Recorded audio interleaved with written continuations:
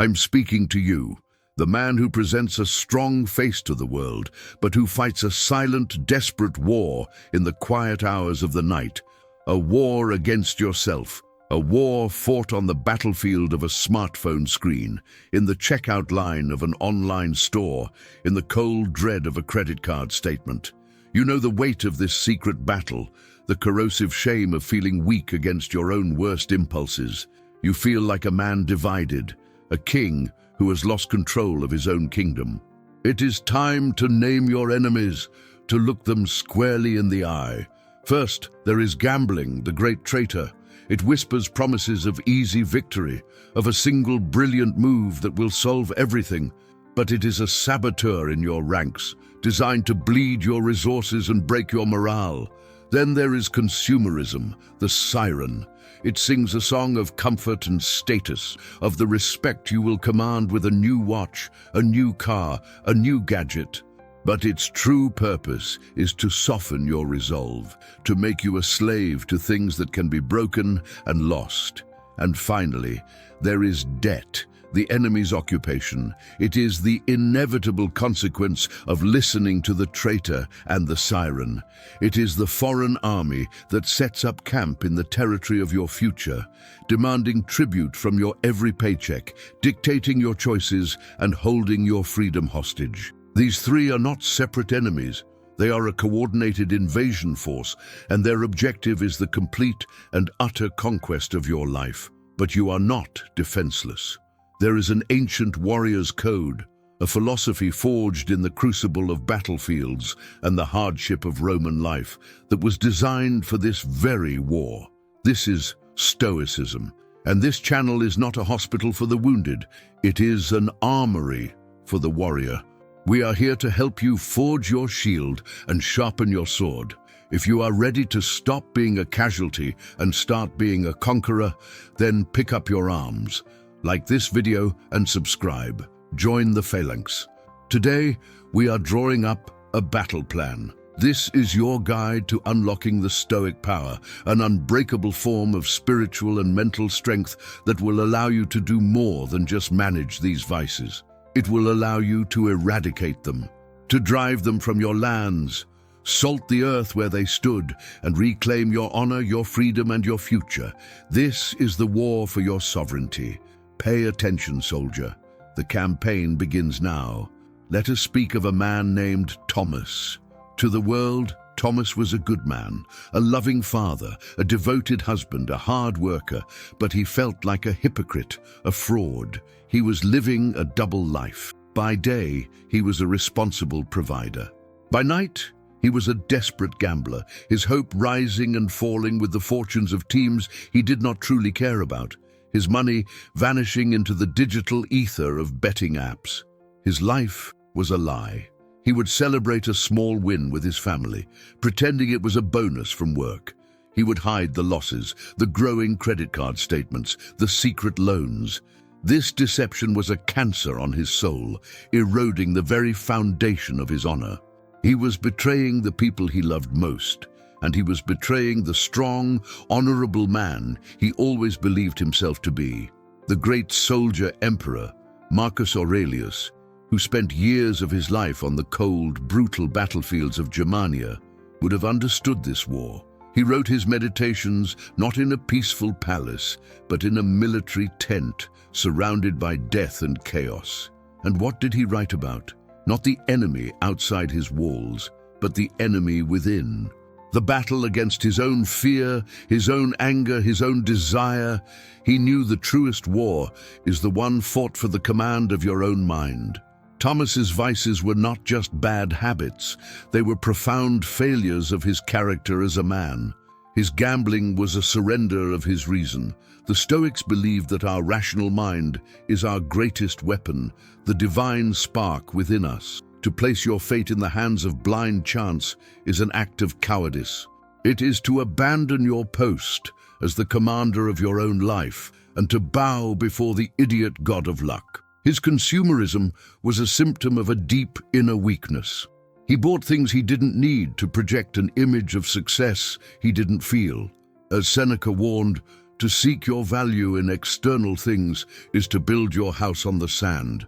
A man's worth is not in the watch on his wrist, but in the strength of his character. Thomas was trying to buy the confidence that can only be forged in the fires of self-discipline, and his debt was the ultimate dishonor. It was a willing act of self-enslavement. Epictetus, who knew the bitter reality of literal slavery, taught that to be in debt is to hand the whip to another man. In Thomas's case, he had handed the whip to his own past, weaker self. Every day, he had to work to pay for the foolish impulses of yesterday. He was not a free man. He was the property of his own mistakes. This trifecta of vices had created a man at war with himself, a man who despised his own weakness, a man who felt a constant gnawing shame. He was living in a state of civil war, his better nature fighting a losing battle against the well-entrenched insurgents of his own worst impulses. And he was losing, badly. This is the state of so many men today, quietly, secretly, fighting this same dishonorable war, feeling the slow erosion of their self-respect, watching their potential, their future, their very honor be consumed by these parasitic vices. It is a lonely and terrible battle, but it is a battle that can be won. You do not have to be a casualty. You can be the victor. The victory does not begin with a new budgeting app. It begins with a revolution in your mind. It begins with the decision that you will no longer tolerate the presence of these traitors in your kingdom. It begins with a declaration of war. It begins the moment you decide to unlock the Stoic power within you. The core of this power is the understanding that your mind is a fortress. Marcus Aurelius called it the inner citadel. It is the one part of you that no enemy can ever conquer unless you lower the gates and let them in. Your vices have been running rampant through your fortress because the guards have been asleep. Your first task is to awaken your inner guardian, your reason. With your reason awakened, you can begin to wield the first great weapon of the Stoic warrior, the shield of perception. This is the power to see your enemies for what they truly are. You must strip them of their disguises. You must stop calling them pleasures and start calling them what they are: destroyers, liars, and thieves. Gambling is not an exciting hobby. It is a disease of the will that preys on false hope. Consumerism is not treating yourself. It is an admission of inner lack, a desperate attempt to buy the self-esteem you should be building.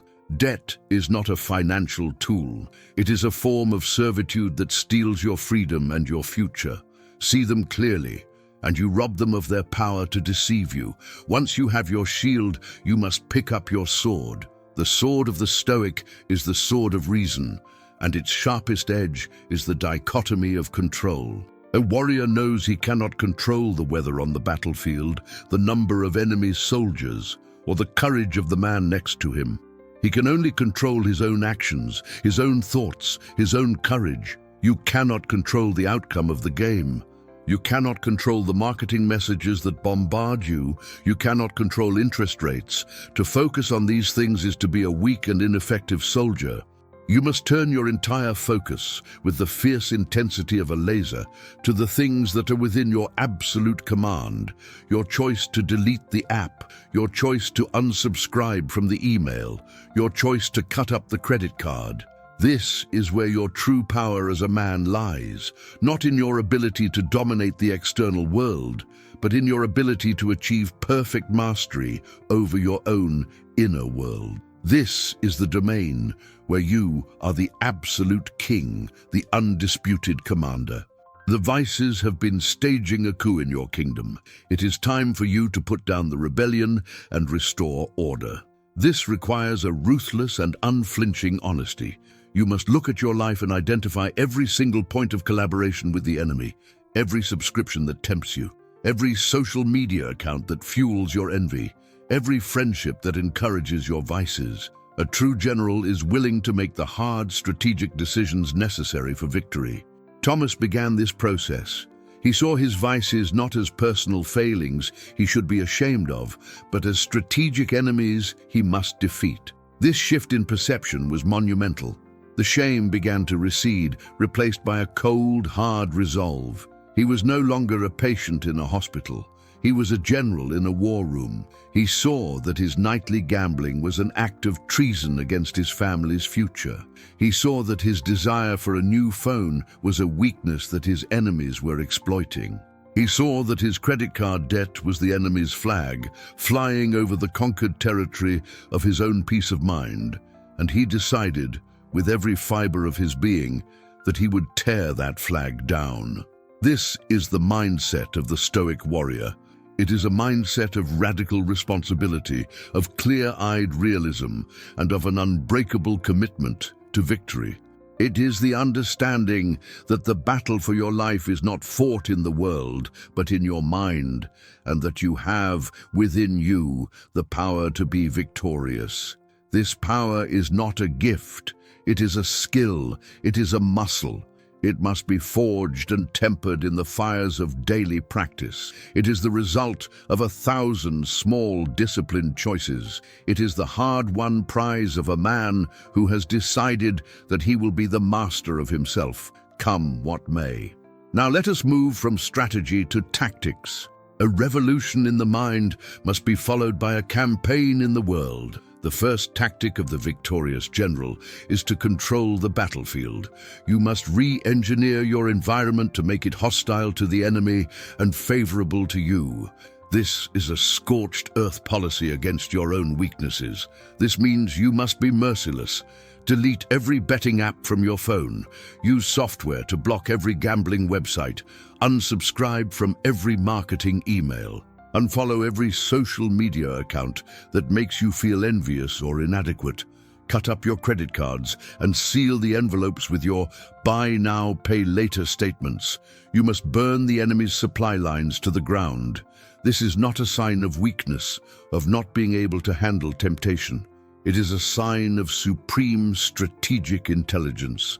A wise general does not march his army through a narrow pass where they can be easily ambushed. He chooses the terrain that gives him the advantage. You must make your daily environment an ambush site for your vices, not for your virtues. The second tactic is the implementation of a rigorous training regimen. A soldier does not become strong by lounging in his barracks. He becomes strong through daily, repetitive and challenging drills. Your life must become a training camp for your character.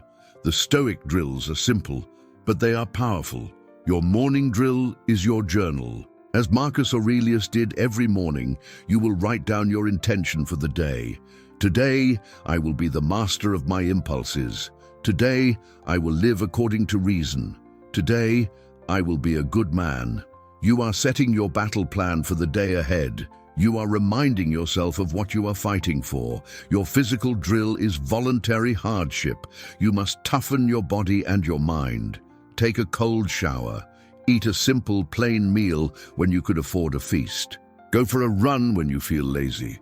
A man who is master of his own comfort is a man who cannot be easily tempted by the soft luxuries of consumerism. You are building an immunity to the siren's song.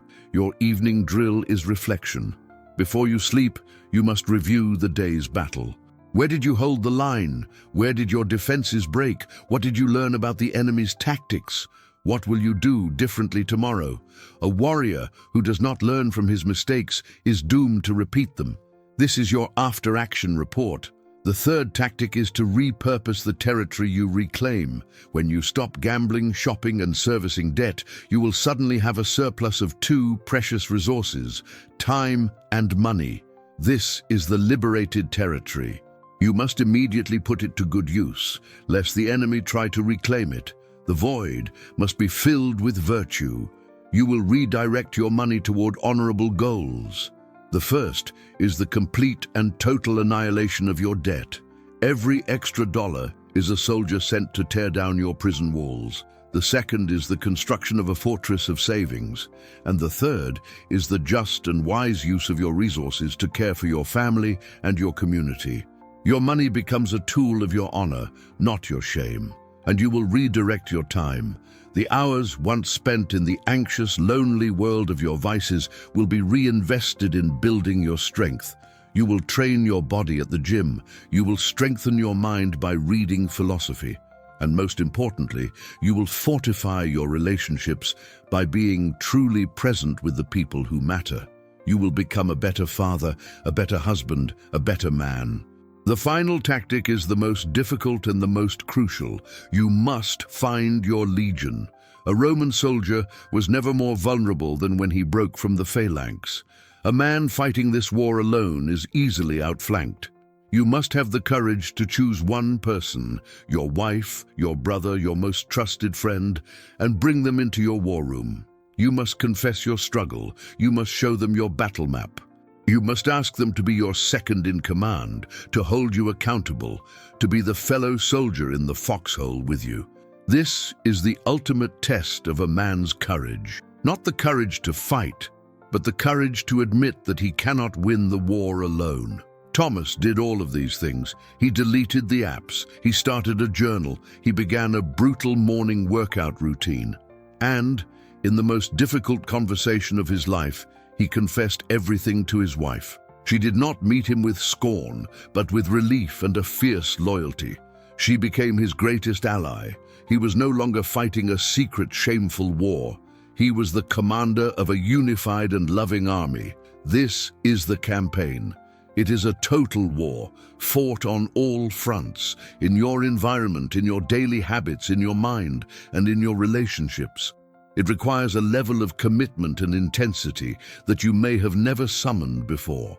But your freedom, your honor, and your very soul are on the line. The stakes could not be higher. This is the Stoic power, unlocked. It is not a gentle, passive philosophy. It is a warrior's code for a life of discipline, honor, and self-mastery. It is the ancient and unbreakable strength that will allow you to not just fight your vices, but to utterly and permanently eradicate them from your life. All right, soldier, listen up. You have been fighting this war in the shadows, believing you are the only one.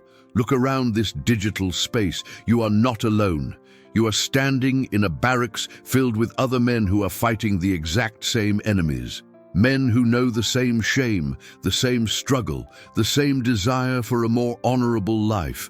The enemy's greatest weapon is your isolation. It wants you to believe that your struggle is a unique personal failing, a stain on your character that must be hidden at all costs. This shame is what keeps you fighting alone, and fighting alone is how you lose. We are going to break that isolation right now. We are going to form our ranks.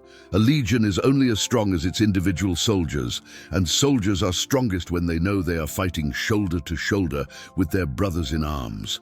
We are that legion. Our shared commitment to this Stoic warrior code is the bond that unites us. Our shared enemy is the trifecta of modern vice. Our shared goal is victory and the reclamation of our honor. A commander needs intelligence from the front. He needs to know where the battle is thickest, where his soldiers are facing the most resistance. The knowledge of the collective struggle is what allows for a winning strategy. We are that collective, and it is time to share our intelligence. So, I am giving you a direct order. It is time to report in. In the comments section below, I want you to sound off. I want you to name the primary front of your war. Which of these three enemies, the traitor of gambling, the siren of consumerism, or the occupying army of debt, is causing the most damage to your territory right now? This is not a confession of weakness. This is a declaration of your primary target. This is a strategic report to your fellow soldiers. My main front is sports betting. I am fighting to eradicate $50,000 of credit card debt. My battle is against the constant urge to buy the latest technology. Be clear, be concise, be courageous. After you have made your report, take on the role of a fellow soldier. Read the reports from the men fighting alongside you. Acknowledge their battle. Offer a word of solidarity. Hold the line, brother. I'm fighting that enemy too. Victory is ours. Let this comment section be the sound of our legion forming, the thunder of our shields locking together. This is how we fight. not as isolated, ashamed individuals, but as a unified, honorable, and disciplined fighting force. The enemy cannot withstand a united legion. By standing together, we become infinitely stronger. So, report in, soldier. Your brothers are waiting. Thank you for your courage. By reporting in, you have taken a powerful step out of the shadows and into the honorable light of the warrior's path. Now let us fix our eyes on the prize. What does victory look like? What is the peaceful and honorable kingdom that you are fighting to create? Victory is not a mountain of gold. A true warrior does not fight for plunder. He fights for something far more valuable. He fights for freedom. He fights for peace. He fights for honor. The fortune you are building is not measured in dollars, but in dignity. It is a wealth of self-respect, a treasure of tranquility. The victorious man is the master of his own domain. His mind is a well-fortified and orderly kingdom, not a chaotic battlefield. His decisions are made from a place of calm, rational strength, not from a place of frantic, desperate impulse. He is the king, the commander, the sovereign of his own soul, and from this inner order, an outer order naturally flows. The peace that comes from this victory is a peace that the vices can never offer. It is not the fleeting, manic high of a winning bet, but the deep, abiding and unshakable peace of a well-defended fortress after a long and successful war. It is the quiet confidence of a man who knows he has faced his own worst demons and has emerged victorious. This is the new definition of a rich man. A rich man is not the one who has the most, but the one who is the master of what he has. A rich man is the one whose inner state is not dependent on his outer circumstances. A rich man is the one who has achieved the ultimate freedom, the freedom from his own worst impulses. The man who has won this war walks through the world differently. There is a quiet strength in his posture. There is a calm clarity in his eyes. He is not easily swayed by the temptations of the world because he has fought and defeated far greater enemies within himself. He possesses an inner gravity, a substance that is the hallmark of a man of true character. This is the man your family needs you to be. Not the man who can buy them the most toys, but the man who can provide them with the indestructible wealth of his own stability, his own presence, his own integrity. The greatest gift a father and a husband can give his family is the example of a man who is the master of himself. Thomas, in time, became this man. The journey was the hardest thing he had ever done. It was a brutal, day-by-day, hand-to-hand combat with his own ingrained habits and weaknesses. But with the Stoic code as his guide and his wife as his ally, he won. He eradicated his debts. He deleted the apps for good. He found contentment in a simpler life. The man who emerged from that war was a different man. He was calmer, stronger, wiser. He had less money in the beginning, but he felt infinitely wealthier. He had reclaimed his honor. He could look his wife and children in the eye without the stain of a secret shame. He had won the war, and the peace he found was more precious than any jackpot. This is the victory that awaits you. It is not a fantasy. It is the guaranteed outcome of a well-fought campaign. If you commit to the strategy, if you endure the training, if you fight with courage and discipline, you will win. The eradication of your financial vices is not a matter of chance. It is a matter of will. This is the life of a Stoic man, a life of purpose, of discipline, of honor, a life where you are not a slave to your passions, but the master of your character, a life where you are not a reactor to the world, but the creator of your own inner peace. This is your potential. This is your destiny if you choose to fight for it. So let the battle be joined. See your vices for the cowardly enemies they are. Arm yourself with the unbreakable weapons of Stoic philosophy, and begin the noble and glorious campaign to reclaim the territory of your own life. Your freedom and your honor as a man depend on it.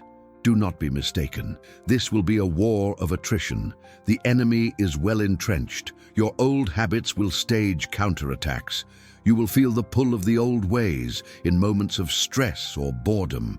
Your victory will not be won in a single glorious battle, but in 1,000 small grinding skirmishes day after day. This is why your daily drills are non-negotiable. Your journal, your physical training, your moments of reflection. These are not optional. They are the daily maintenance of your weapons and your fortifications. A soldier who neglects his drills is a soldier who will be overrun. You must be relentless in your training, and you must learn to distinguish between a lost battle and a lost war. You will have days where you slip up. The enemy will score a victory. The Stoic warrior does not respond to a lost battle by surrendering. He responds by analyzing the enemy's tactics, reinforcing his own defenses, and getting back into the fight the very next day, twice as determined. Guilt is a luxury a warrior cannot afford. Learn the lesson and return to the line. The ultimate goal is to build an inner citadel so strong, a discipline so ingrained that the enemy can no longer even find a foothold in your territory. The temptation may arise, but it will find your gates barred, your walls manned, and your mind unwilling to even entertain the thought of surrender. You will become an inhospitable environment for your own vices. This is the eradication we are talking about. It is not just about resisting the urge. It is about transforming yourself into the kind of man for whom the urge no longer holds any power. It is a fundamental change in your character, from a man who is susceptible to these vices to a man who is immune to them. Let your new source of excitement be the battle itself. Let the thrill of the gambler be replaced by the focused intensity of the warrior. Let the dopamine hit of a purchase be replaced by the quiet pride of a day won, of a disciplined choice made. You must learn to find your joy not in surrender, but in the fight itself. This is the warrior's mindset. He does not fight because he hates what is in front of him, but because he loves what is behind him. You are fighting for your family. You are fighting for your future. You are fighting for your honor. Let this love be the fuel for your courage. This is the most important work a man can do.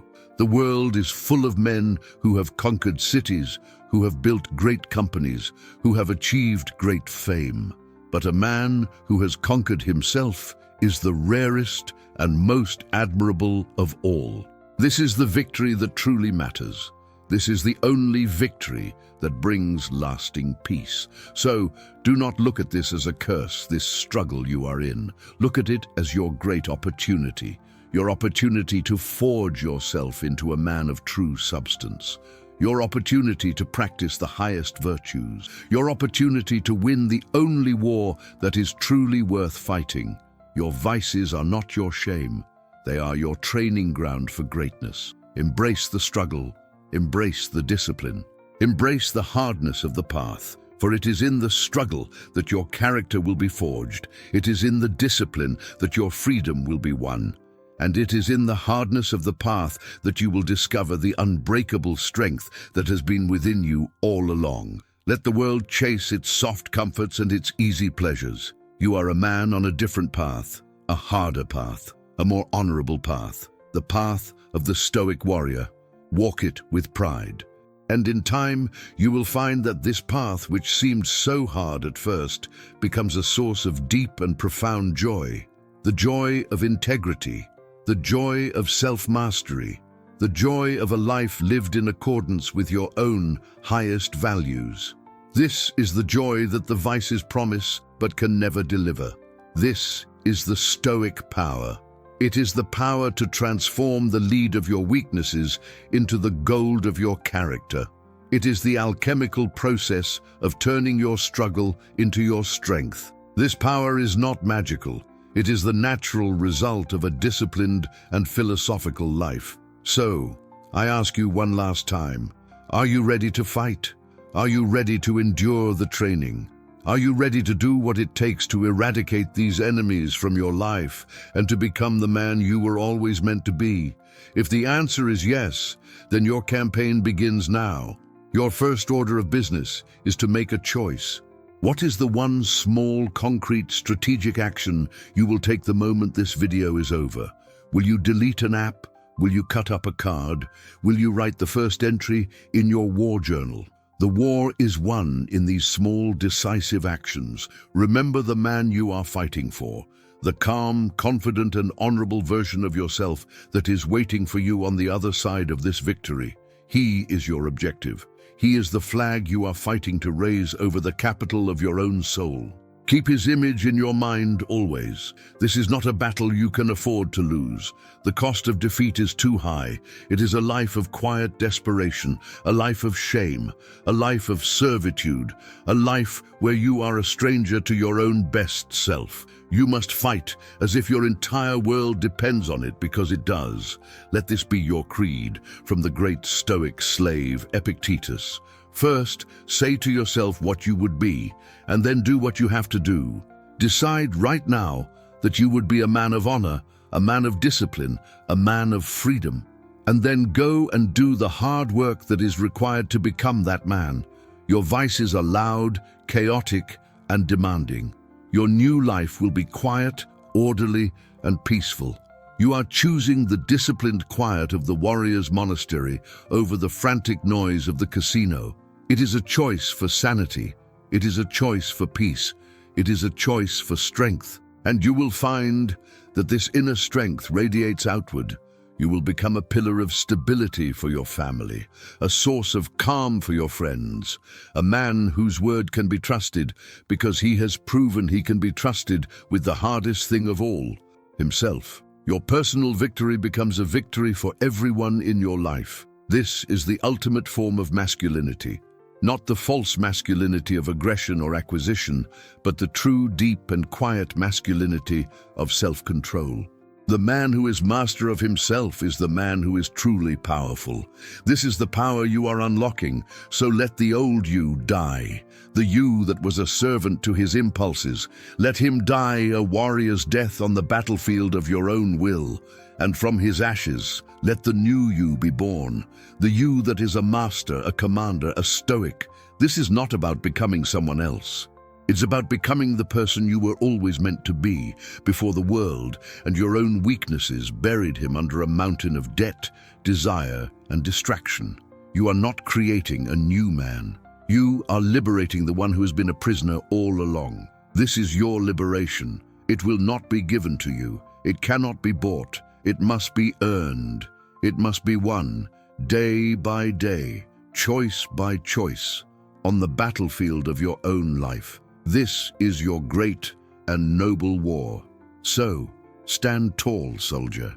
Look your enemies in the eye, and with the quiet, unshakable resolve of a Roman centurion, you will hold the line, you will advance, and you will be victorious.